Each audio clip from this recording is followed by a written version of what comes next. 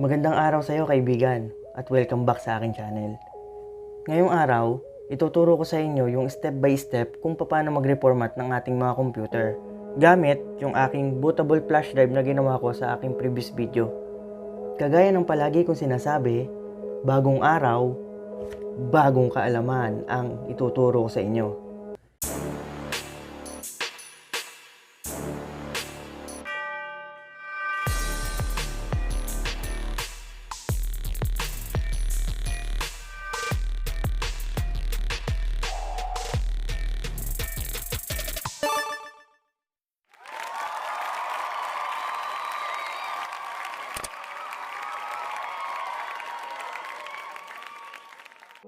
Alam mo ba sa simpleng pagre-reformat, pwede kang makakuha ng pangmerienda mo? Ang pagre-reformat ng isang computer ay nagre-range ng 500 to 800 pesos. Bakit nga ba tayo nagre-reformat ng ating mga computer? Una, sobrang bagal na ng computer nyo na nagkokos na ng problema sa mga trabaho nyo. Pangalawa, infected ng virus sa inyong computer. Ano nga ba yung mga bagay na dapat nating i-consider bago tayo mag-proceed sa pag-reformat ng ating mga computer? Unang-una at pinakamahalaga, make sure na na-backup mo lahat ng importanteng files mo sa external drive. Pinaka-safe. Pero kung wala naman kayong external hard drive, pwede naman kayong mag-reformat na hindi mawawala yung mga files nyo. Pangalawa, dapat meron kayong bootable flash drive. At pangatlo, panoorin mo tong video na to para ako mismo yung magtuturo sa iyo kung paano yung step by step ng pagre-reformat ng computer. Ayos?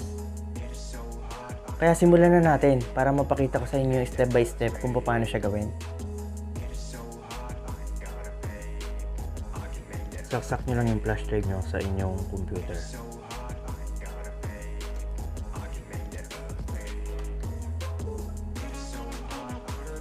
And let's get it on!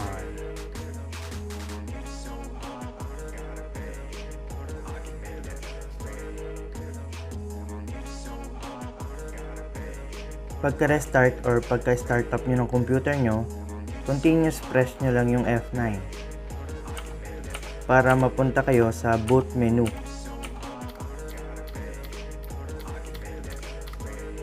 Ngayon, ito yung isang madaling paraan na pwede nyo rin gawin.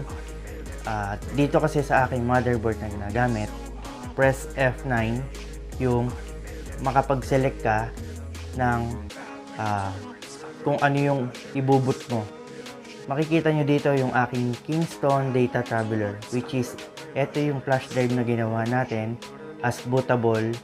Then nasa loob niya yung operating system ng Windows 10 na i-install natin ngayon. Sa ibang motherboard, ang pipindutin nyo F12 para doon sa boot menu. Select natin yung aking flash drive. Then hit enter. Ito na yung Bentoy na software. Kung matatandaan nyo, dalawa lang yung nilagay natin na ISO doon sa aking flash drive, which is yung Hi-Rez and Windows 10 All-in-One. Select lang natin yung Windows 10 All-in-One ISO, then hit enter.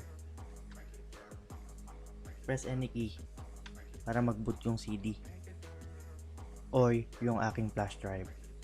Ngayon, hayaan na lang nating naka-default yung mga settings na ito since mamaya naman pwede natin siyang palitan. So next na lang tayo. Next. Install now.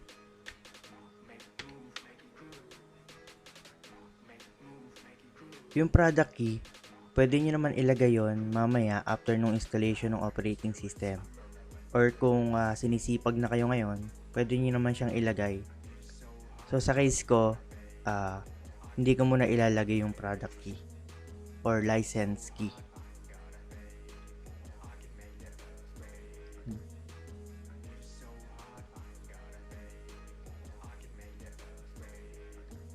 Seselect ko yung Windows 10 Pro 64-bit. Then next lang ulit.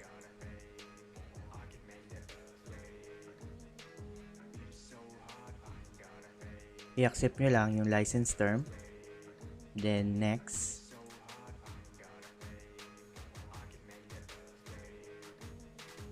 So sa tutorial na ito, ang ituturo ko sa inyo ay yung custom installation. Install Windows Only Advanced. Hindi ko na videohan yung pag-delete ko ng mga partition kanina. Ngayon, after nyo ma-backup yung inyong mga files sa external hard drive, kagaya ng sinabi ko kanina, lahat ng makikita nyo dito ay pwede nyong i-delete hanggang sa matira na lang ay yung unallocated space. Wala pa akong partition na nagawa. Unallocated space, which is yung total size is 60 gig, then yung free space ay 60 gig. Kasi hindi ko pa siya na-allocate. Ngayon, gagawa na ako ng partition. Select nyo lang yung drive, then click nyo yung new. Then, ito yung size, kung gaano kalaki yung partition, and apply. Okay. So, press OK lang.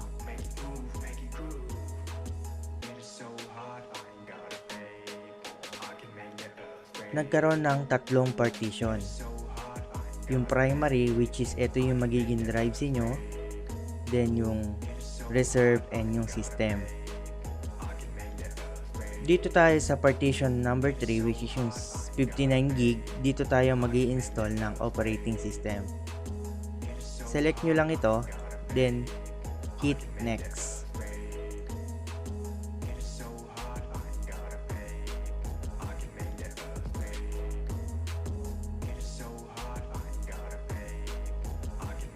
I-fast forward na natin para hindi kayo mainip.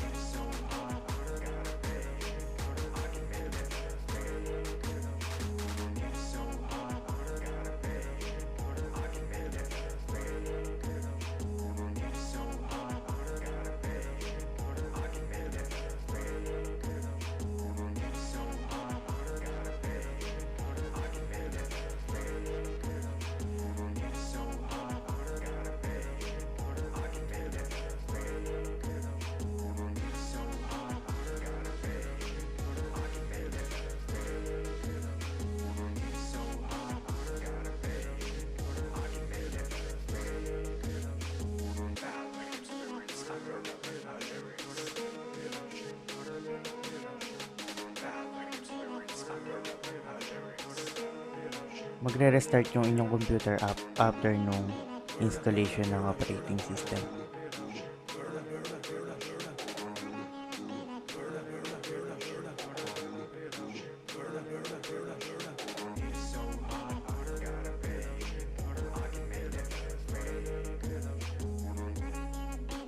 Sa language naman, kayo bahala kung ano yung naiintindihan nyo. So, sa akin, United States. Yung keyboard ko, US na din. To skip nyo na lang to. Pwede naman kayong mag-add mamaya after ng installation ng operating system. Skip.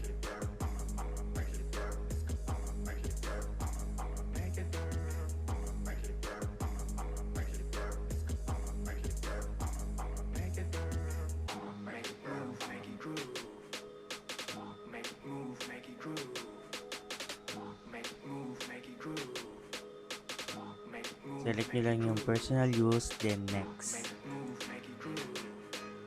Since na wala akong Microsoft account, kaya offline account na lang yung isi-select ko. So dito, limited experience lang yung kailangan ko.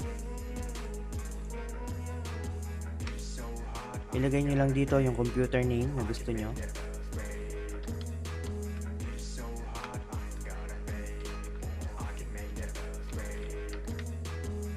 Third computer, then hit next.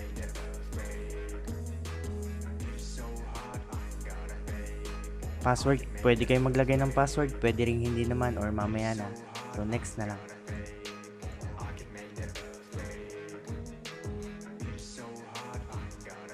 Kapag ako nagre-reformat, ginagawa ko lang tong lahat ng no. Then pwede nyo rin naman kasi siyang baguhin mamaya. No, then accept.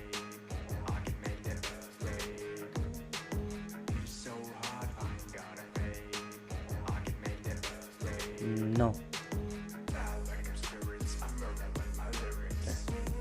Not now.